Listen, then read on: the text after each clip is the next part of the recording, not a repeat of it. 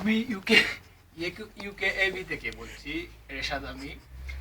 আমাদের ইঁদুর দমন প্রক্রিয়া, এই বহিরাগত এশিয়ান ইঁদুর, আফ্রিকান ইঁদুর এসে ভরে গেছে আমাদের ইউকেবিতে।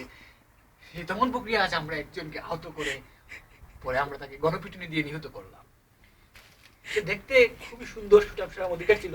সে এদেশে এসে প্রায় পারাক্রমে 5 বছর ইলিগেল থেকে আমাদের অনেক কিছু খেয়েছে। আমাদের রেস্টুরেন্ট, আমাদের ফ্রাই চিকেনের অবস্থা চুরমার করে ফেলেছে। সে ডিম, উইংস খেয়ে চুরমার করে ফেলেছে।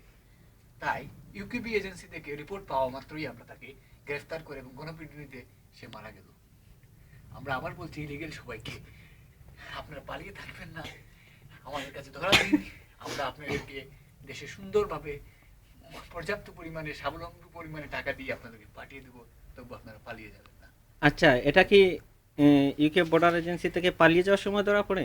হ্যাঁ, এতে পালিয়ে যাওয়ার সময় ধরা পড়ে। হ্যাঁ, আপনারা কি ভাবছেন ও কোথায় যেতে চেয়েছিল? আমরা আসলে এখন আমাদের একজনকে ধরতে আমাদের 10,000 পাউন্ডের মতো খরচ হয়ে যায়, কিন্তু ওকে ধরতে আমাদের তো তেমন কিছু খরচ হয়নি। ওকে ধরতে আমাদের এখন সময়, ওর লাশটা আমরা কিভাবে কি করবো?